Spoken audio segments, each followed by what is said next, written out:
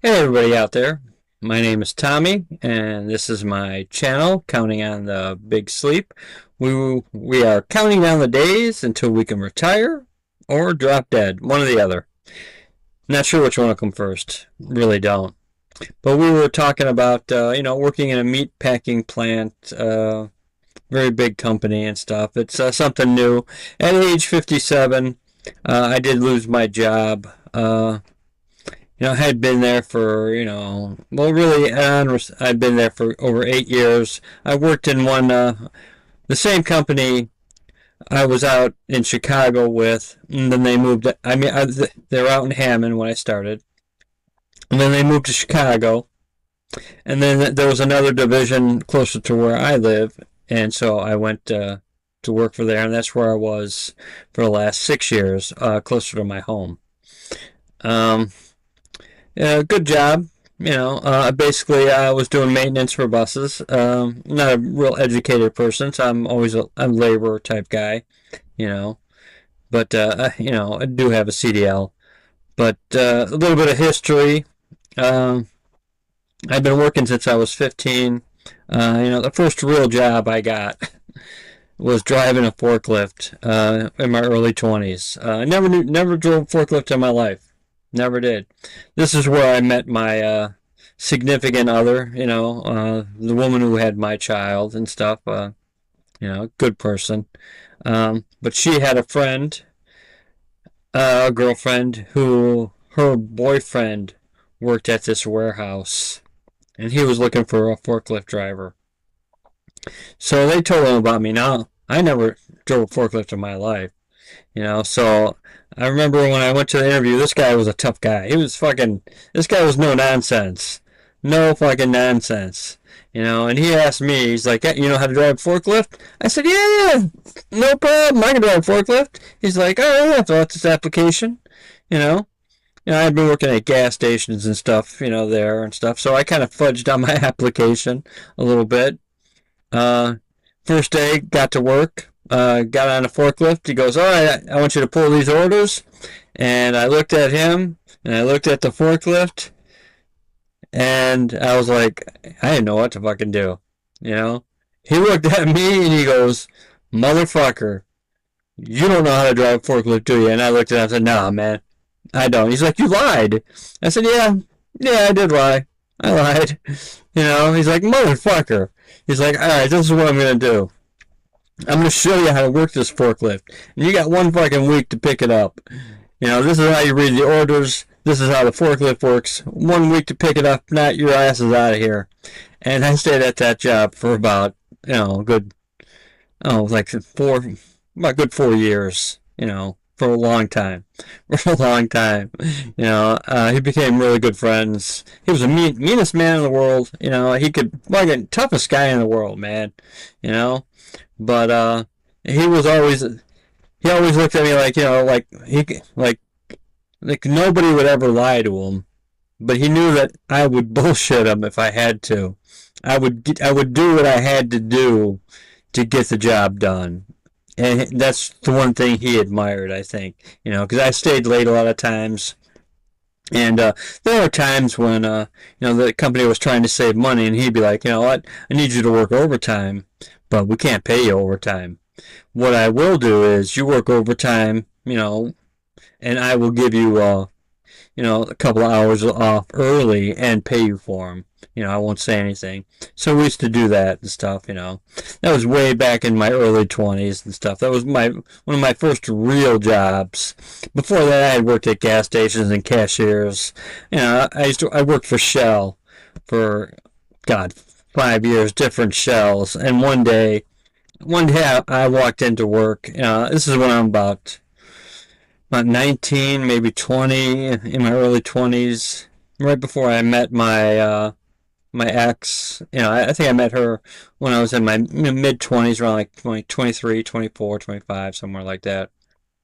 I can't remember the exact date.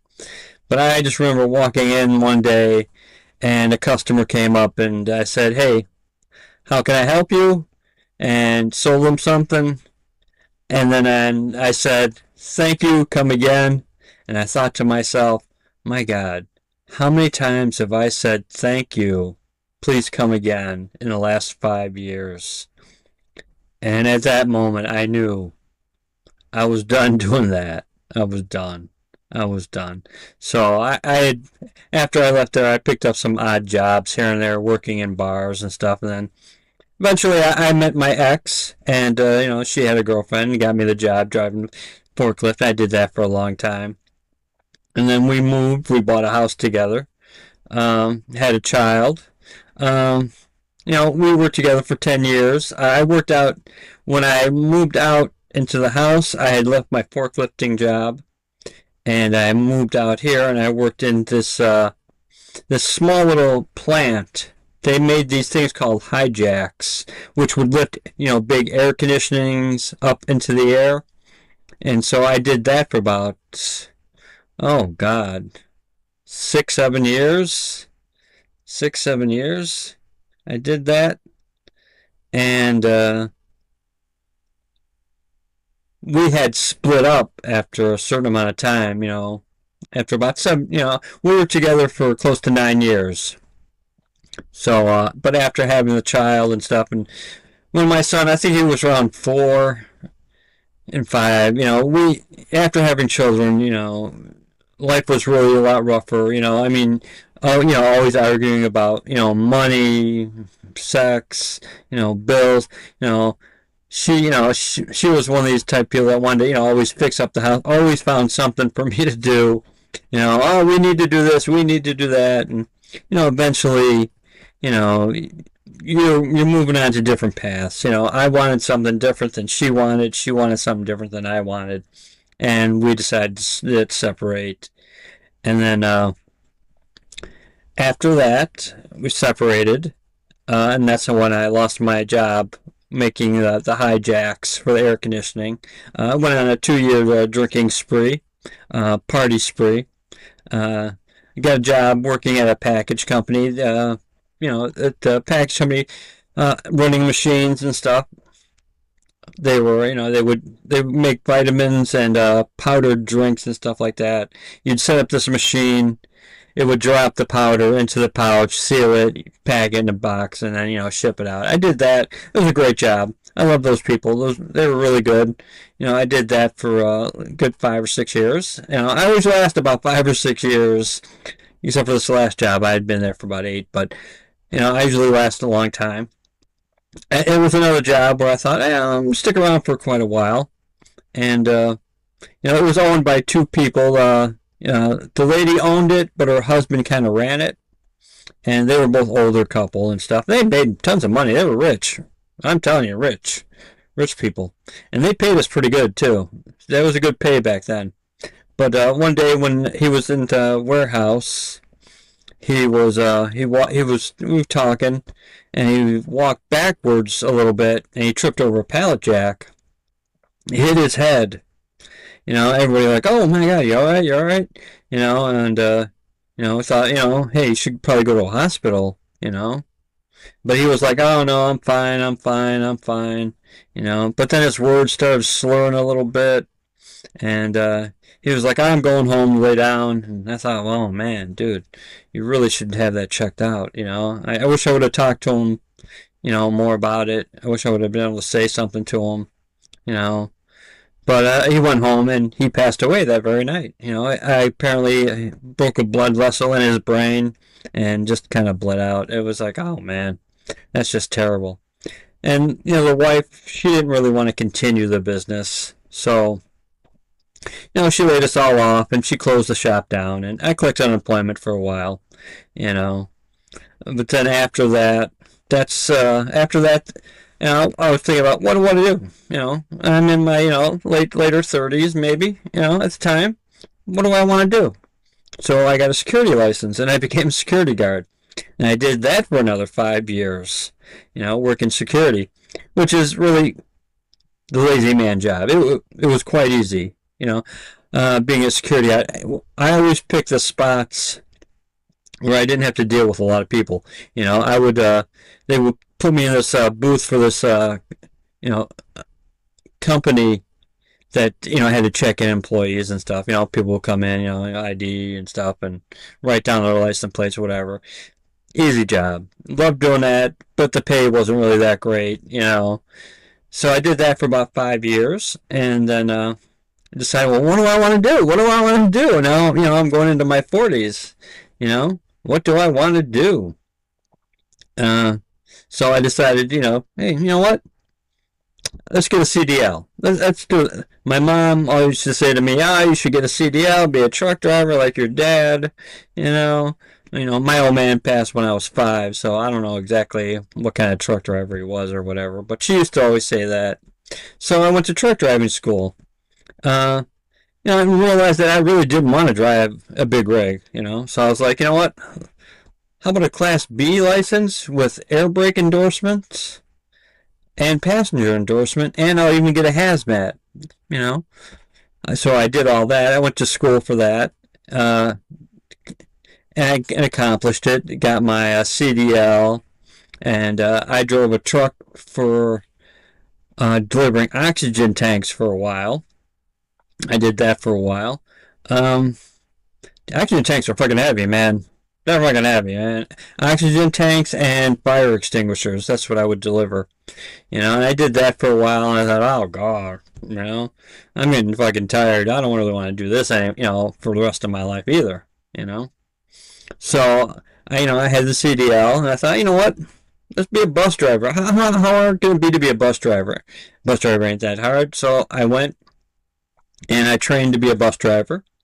And I was a bus driver for a while. And then an opening came up in the maintenance department. I thought, you know what? I don't mind washing these buses. I don't mind doing some maintenance on these buses. And, I don't have to be on the road all the time, which is nice.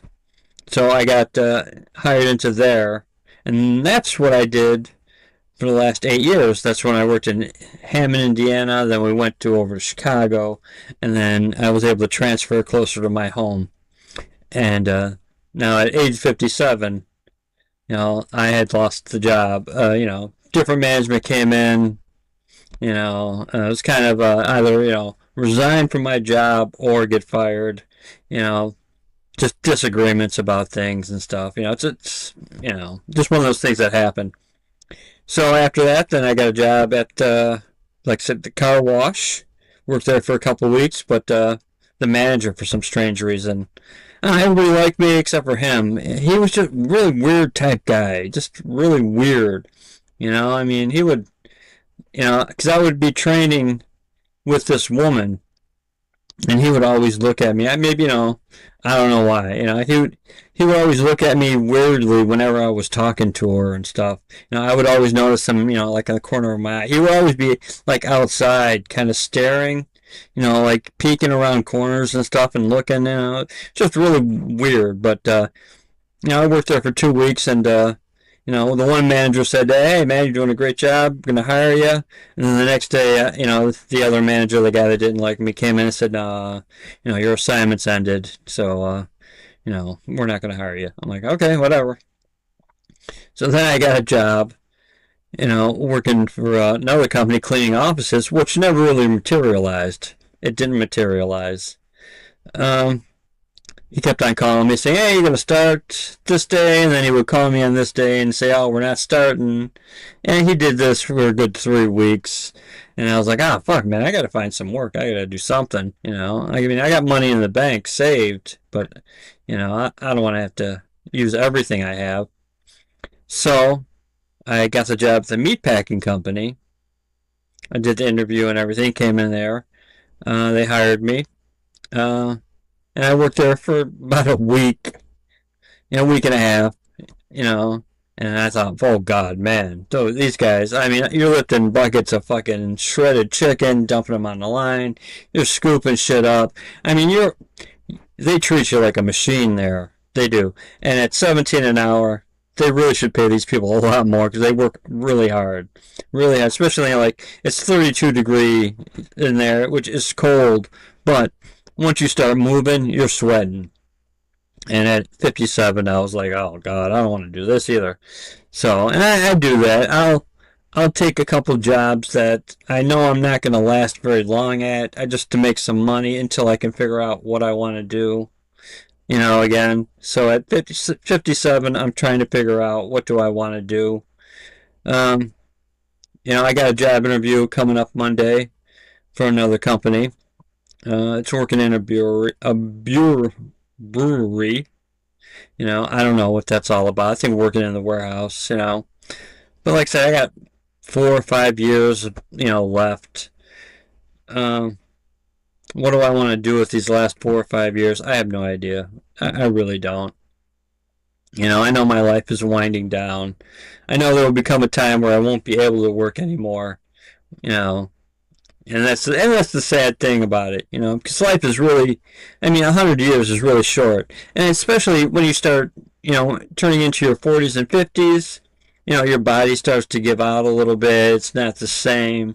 It's not the same as like you were in your 20s. We could, drink all night and then get up and go to work the next day. You couldn't do that nowadays. You know.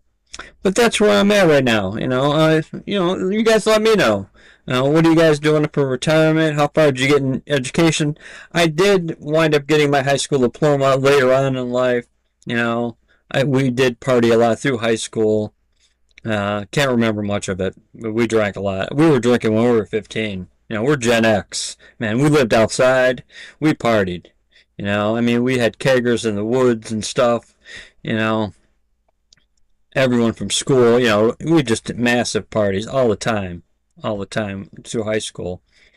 But, let me know. How far did you make it in school? What are you doing for a living? Are you working class? Are there jobs nowadays that you wouldn't want to do? You know, and how do you feel about life and everything? No matter how bad life and how tough life has been, I still love life. Uh, even if I was to drop dead tomorrow, or have some kind of tragedy happen, I still would love life. Um, if there is reincarnation, I definitely would like to come back. I want to see how this whole, how the human being, how far do they make it? How far do they change? How do they change? In the year 2500, how is it going to be? In the year 3000, how is it going to be? Is there going to be people around? Is AI going to be taken over? Are you going to be half machine, half human? Will there come a point where people will reject, these types of stuff and go back to a simpler way of life? Yeah, who knows? Who knows what the human race is going to, how it's going to proceed into the future. But I wanted to come in on here and get to know you guys a little better and stuff. This is my channel, Counting on the Big Sleep. I do post videos on here too. I'm working on a few. I do topics from religion and some satire. Um, Upload shorts, questions of the day. Just little silly questions and stuff. Just trying to make myself laugh or somebody laugh. But uh, that's about all I really have for you tonight. I just wanted to get on and tell you how everything went, and now I'm on to other things, looking to do something different again at 57, trying to figure it all out. You know, but yeah. Thank you guys for listening. If you like what you hear and you like what you see, give it a thumbs up and subscribe. You know, Maybe we'll find an interesting topic, or I'll, post an interesting video that you might like. You never know. All right, everybody. You take care of yourself.